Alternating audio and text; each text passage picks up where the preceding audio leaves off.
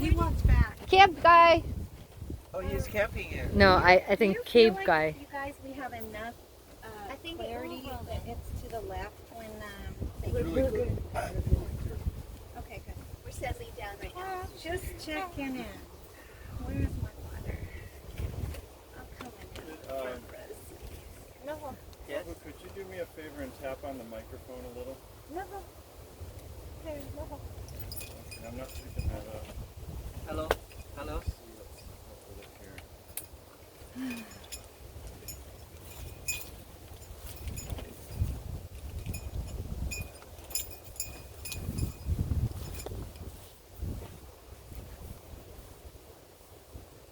Got it? Maybe because, oh, you know what? I think because my batteries are getting low.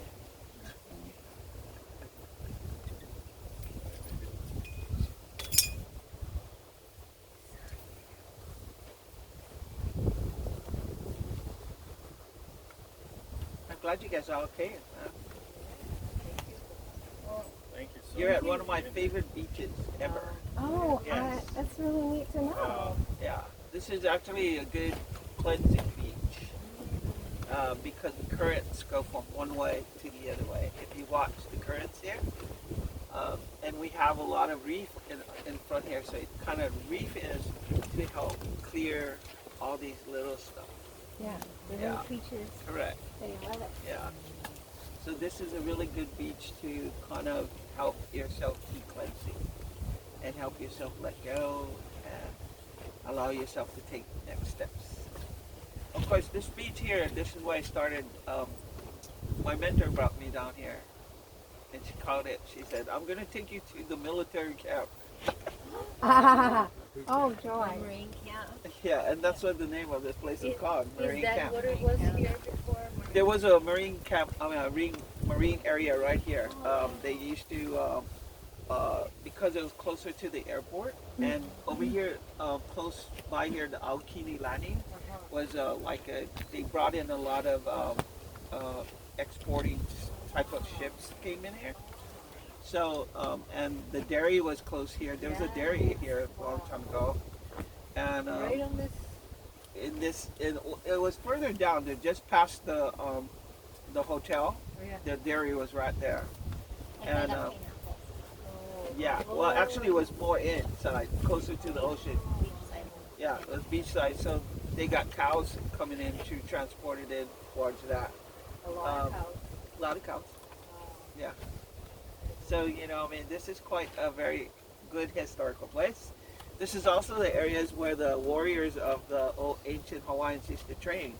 These mountains area over here are this little, I call it hills. Yeah, Kalepa. They used to climb Kalepa and go all the way to Mount Kapu. And this is where the bellstone, the bellstones are up in Walua. Yeah. And they used to train in this area. This is all the training grounds of the warriors. But the Makainana, or the common people, used to come here to do fishing and to do clearing, cleansing. Good fishing grounds here, okay? Because the currents come in, and then all the fishes get trapped in here. So it's a really good fishing ground. But a lot has changed, since we got the golf course, and a lot of things have changed here on the island. So we're fortunate enough to have people recollect what's been here, so that when he called it the Kauai Beach Road, I said, "Wow, the only Kauai Beach Road is the one over there by Kauai Beach Resort." Right, the one that So, goes and I said, "So are we going to the right?" And I was telling him there was a big controversy of even having the hotel built here because of the land itself. Yeah. So about 30 years ago, there was a real big uproar of the regular common people knowing that this is their fishing ground area. This is where the warriors trained, and so they felt it wasn't a place for the hotel. Of course, you see how the wind changes real quickly here too, huh? And that's how you know where the currents will change as well. So come in, suck out, and come in the other way and suck out. You know. But so I guess when he said this, I thought to myself, I guess he must be meaning Marie Cow. Yeah. You knew it. It's You the knew. motocross road. Right, That's right. right. Yeah, Motocross. we know it that way. Yeah. Motocross road at Marie Cow. Yeah. Okay, gotcha. But then when I got in and I was looking, Ah. he was hiding in here, Preston. You're hiding. So I like to say aloha to all of you. Aloha. Aloha. Hello everyone for coming this morning. And as I was here at the beach, I said, whoa, because last night I had a really big calling that I needed to be here, no matter what the time was. I said, Kauai, you need to be there. And I said, all right, because it was a last minute thing. So yeah. And I was thinking to myself, what am I going to do there?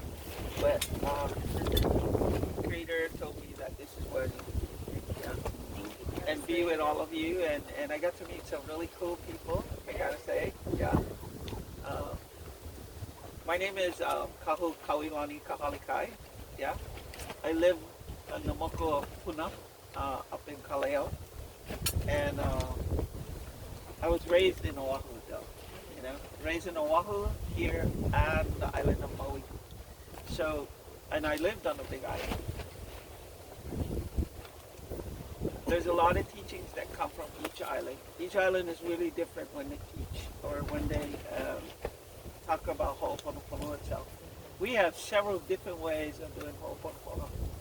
And to tell you the truth, the woman that taught me Ho'oponopono, she was Japanese. Yes. And along with Ho'oponopono, I learned Japanese sutras, which kind of I got pretty turned on that, I think, yeah. Yes, the Buddhist sutras, yes. And and she had quite a bit of like Buddhist people around. At the same time, her teacher was the late Kahuna Morna Simeona, and she lived in Oahu, and then she went to she taught around the whole island. She came here quite often to do blessings on the island and clearings on the island, especially in Hanapepe and out in Hanalei, Wainina area. Okay, Wainina is a good place. Okay. Yeah, as in quite Great place to clear things. Correct. And she taught she taught us to when you're doing Ho'oponopono, to have a very clear mind, open mind. Everybody has their own beliefs. Yeah. The biggest one is making sure that everybody love each other. Yeah. And that you forgive each other. And that your forgiveness is accepted with each other. Yeah. Ho'oponopono is helping you be right and making things right in your continuous learning of things. And that's why I think having the Buddhist Sutra around me was really easy for me to kind of pick up. As I traveled with this little Japanese lady around in Japan, she took me to several Buddhist places, and the Buddhist monk always thought that I was a man. He goes, "Oh, I think you brought a man here." And I would say, no. She goes, no, she's a Hawaiian. Oh. And so, and maybe it's my lineage that I carry with me that when I walk in there, I do have that male presence, because you have, like, all of our deities are male and female. Yeah. So we carry the female, the yin and yang with us. Yeah. And so, as I was up there doing some learning and teaching, the one thing I did remember is to observe, be real quiet, just observe, listen,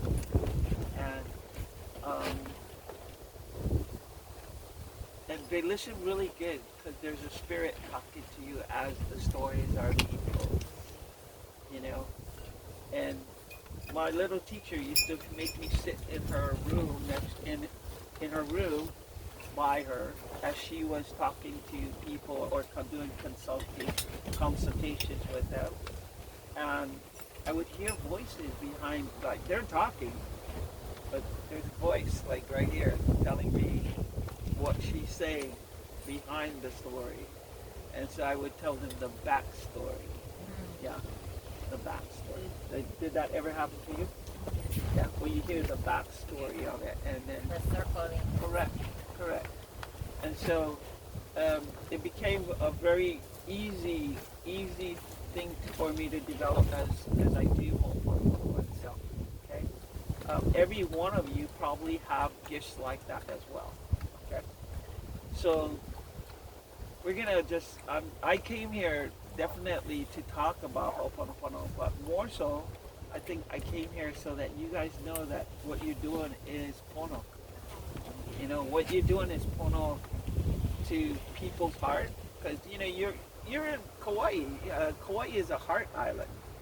People come here because trauma, because their heart's broken, because they want to get married, because they want to be happy. Yeah, they come here for those things, right? It's all a heart thing. It's about feeling it now, and if they don't feel it, then they're not going to heal yet. You know, because then probably a lot of things is involved in it, and so you got to take out that trauma, or you got to heal that trauma, and you got to bless it, forgive it, and accept that you can walk without it. Yeah, I think everyone teaches that too. Don't you guys all teach that, or know that this is what you do? Yeah, right. Ho'oponopono is the same way. You know, so I think my being here was to tell you folks that you're on the right track of needing to be doing this. All right? Because I think that was your question. Are we doing the right thing? Are we in the right direction? Yeah. Yes.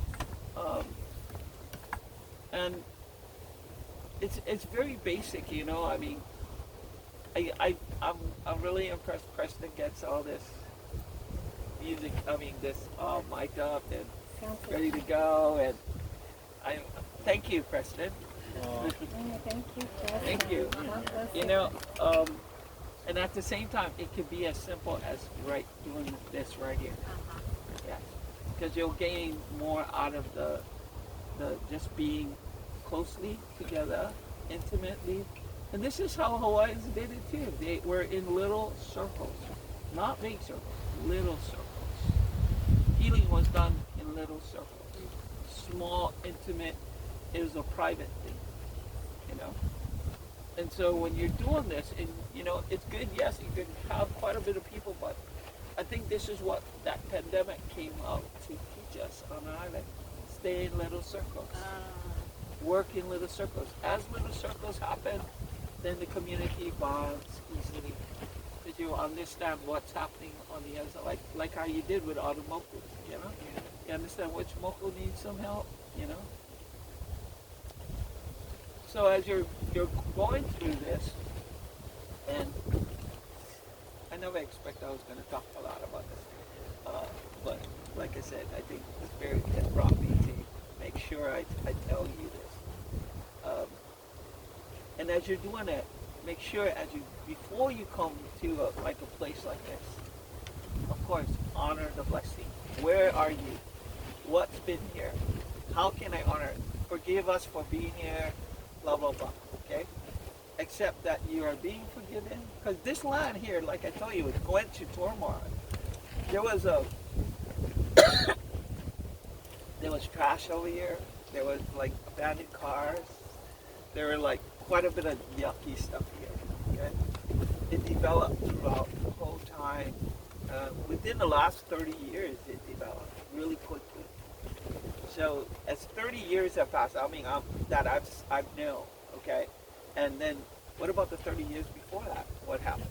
Yeah, and the 30 years before that, where's Coco Palms? Yes. Okay. Coco Palms was part of my growing up, you know, and knowing who was there and all that happens in Wailua, up in Kapolei, okay? But very, very high spiritual areas because this is where all the royal family lived, was right up the road in the mountains. Wainiha, in the mountains. Yeah, every district has an area where they live.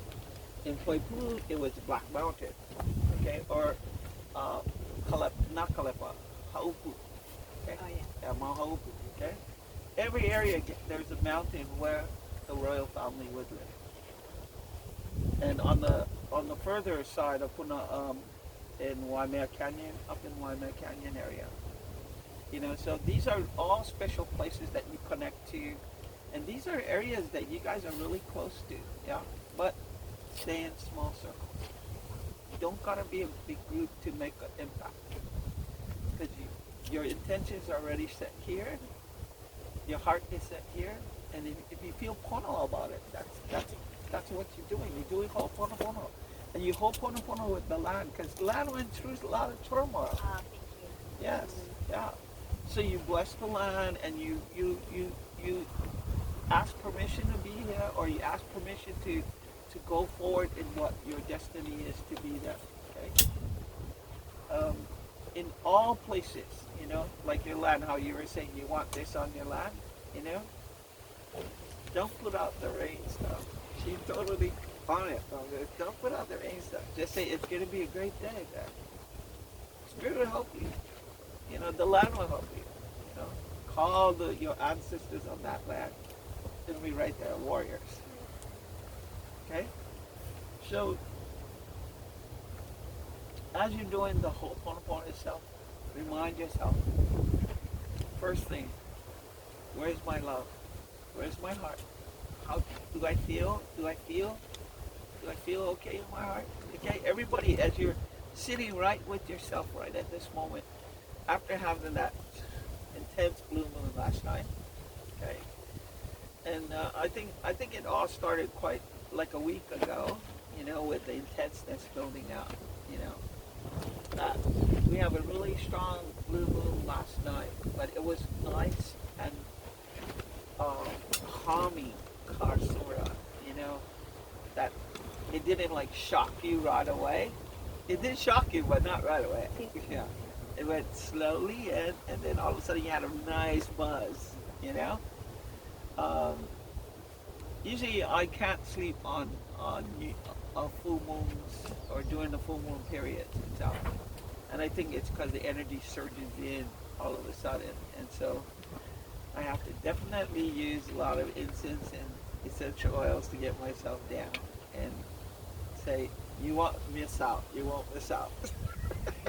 I was thinking, I'm going to miss out on something. No. So I stay out. But I think, you know, I mean, with that full moon coming in, I want all of you guys now to just go in your heart, take a deep breath, and just go in your heart. As you're in your heart, okay, I want you to feel your heart. What color does it look like? What color do you vision in your heart?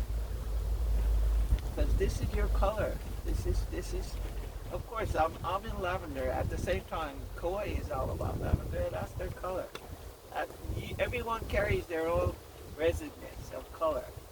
Okay, so you take that color and you spread it all over your heart. And you take a deep breath inside of your heart. And you think about, who do I need to forgive? Do I need to forgive myself? Who do I need to forgive? Is there anyone I need to forgive? And if there is, then you just picture that person. And you tell that person right in your heart. You don't gotta say it to no one else except in your heart. And you say, I'm sorry. Please forgive me. Thank you for forgiving me. And I totally love you unconditionally. And then you go up and hug that person.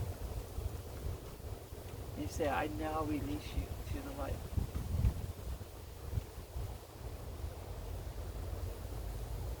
And you let them go into the light. Take a deep breath. And open your eyes. And you'll see how bright Yeah, because you've been in your little heart there, and it has lots of light. Your light now, your light. Continuously as you work on stuff. I mean, you work on your own stuff. Yeah, everybody got stuff. Even I got stuff. You know.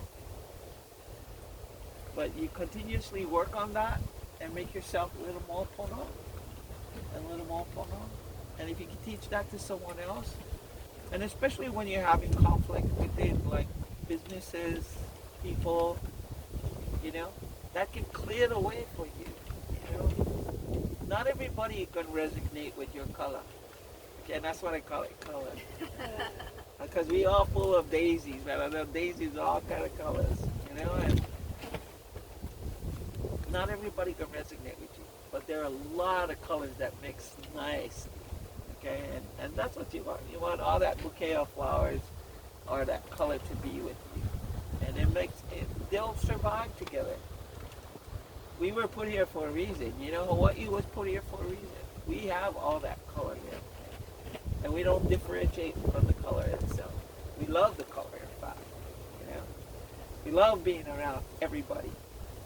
Maybe that's our problem. We love being around too much people. It's like, everybody wants to be here. You know, and having this pandemic come and allowed us to spend more time with our family, allowed us some personal time to readjust our families. What is important, what is needed to be important in your life. And some of you who don't have like your family, like maybe family is around you, allowed you to shift all your family or the people that you're around. They're your family too. People you're around is your little Ohana circle, you know? Ohana circle we call it, you know? And so you get to shift those paradigms as well and allow yourself to be a little more pono with each other, yeah? You feel that, right? Now, as you're going through this whole Pono thing too, or as you're teaching it, and like I said, you guys have everyone has a different way of teaching Ho'oponopono.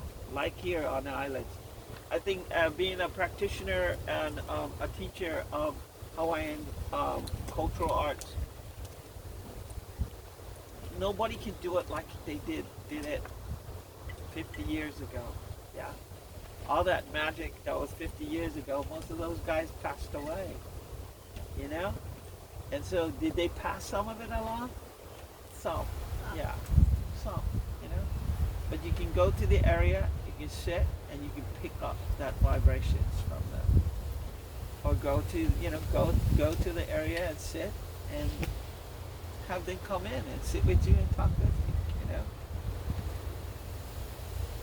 And that's, I think, you know, but a lot of our secret areas now is gated off, or it is, you can't access too much.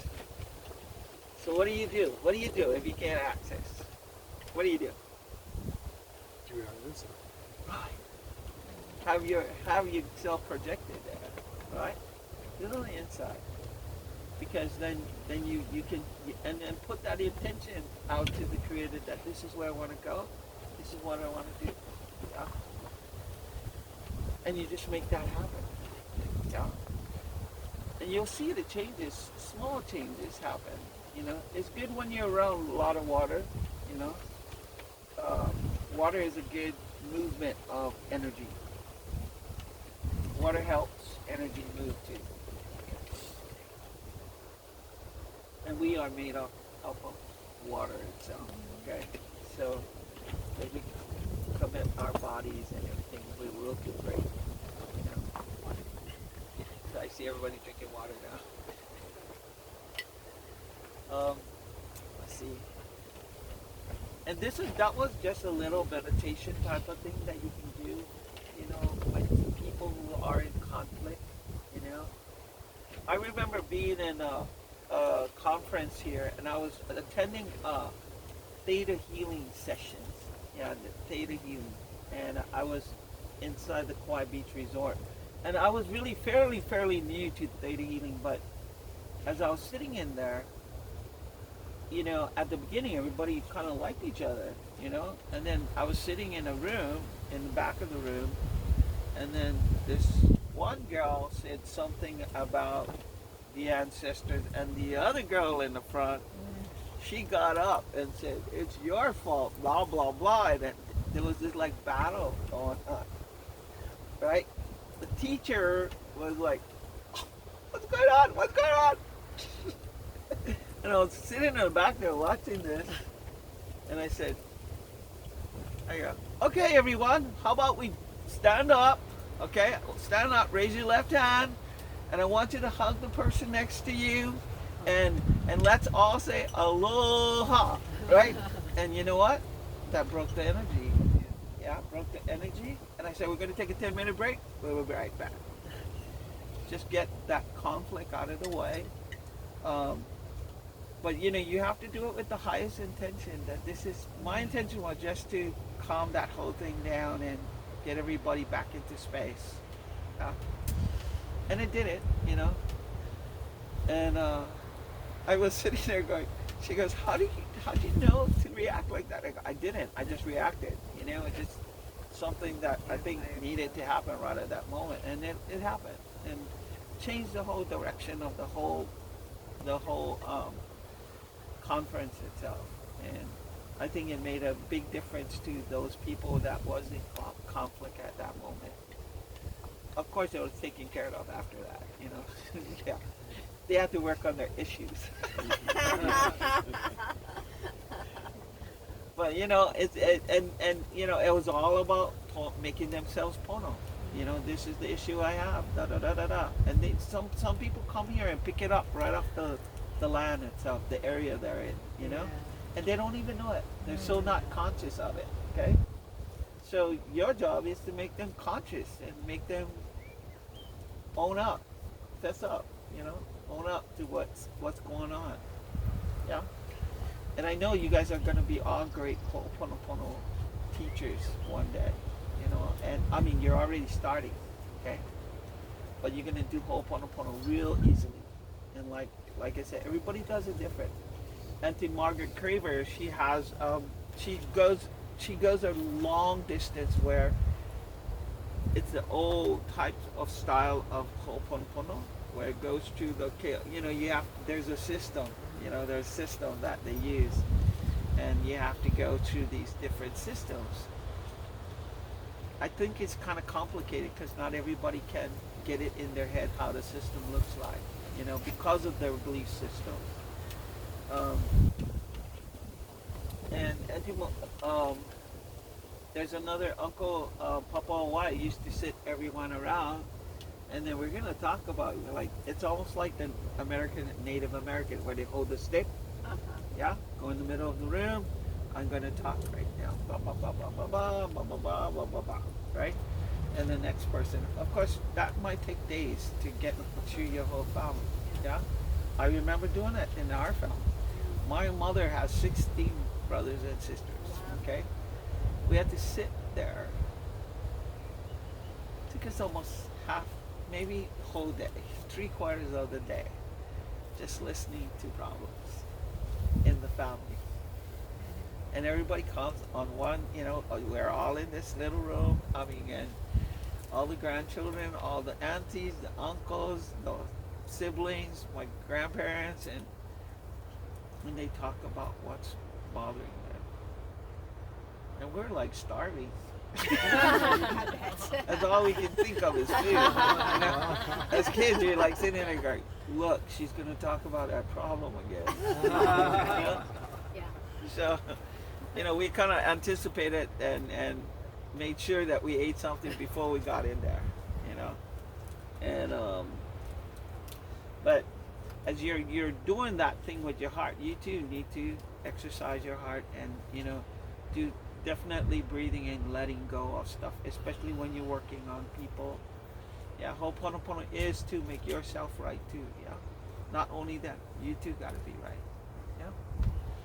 And any questions? Any questions, you guys? Something that you haven't touched on it, but I am curious. Are you personally using this, or with groups, or with your family, with the world conditions right now? Yeah, definitely. I have to. Yeah. Yeah, I have to. This Japanese lady that taught me, my teacher that taught me, because she did a lot of Buddhist stuff, yeah. As we're doing Morna Simeona's type of Ho'oponopono, Morna had taught us how to do water cleansing, okay? So you would take the glass of water, take the glass, put water in it, breathe into the water, and then you tell the water all your problems. Wow. Yeah. And then, like, if there's someone in that problem, you write their name on it and you put it in the water. Wow. Then the water stays in your home, and you put a little bit of like maybe a couple of granules of Hawaiian salt in there, and the water will stay in your house for 24 hours. Then you'll take it out the next morning, throw the water in the plant, say thank you to the plant, go back and do it again, and you do it for like 3 to 7 days. Yeah. And you know what? I'm going to say 98% worked. Okay? 98%. That's a good percentage. Yeah. Yeah. There are some that, had a little bit more than Ho'oponopono we need. It's like, let's see, maybe you need medication.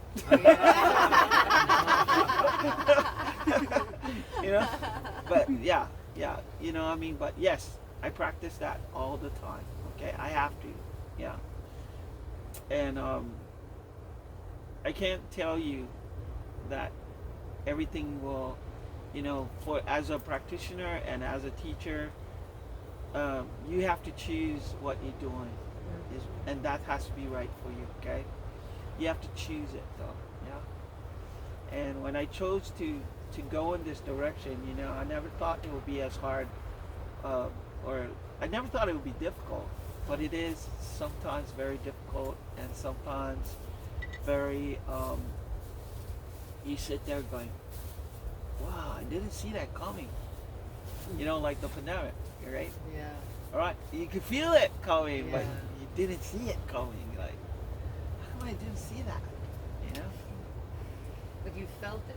Yes. I felt But it. I felt it like a couple of years before it happened, and so when it did happen, I said, maybe, is this what I was feeling, But it just kind of like took me by surprise, because here you are, blessing places, and especially businesses that you see such great growth in the potential of how the business is.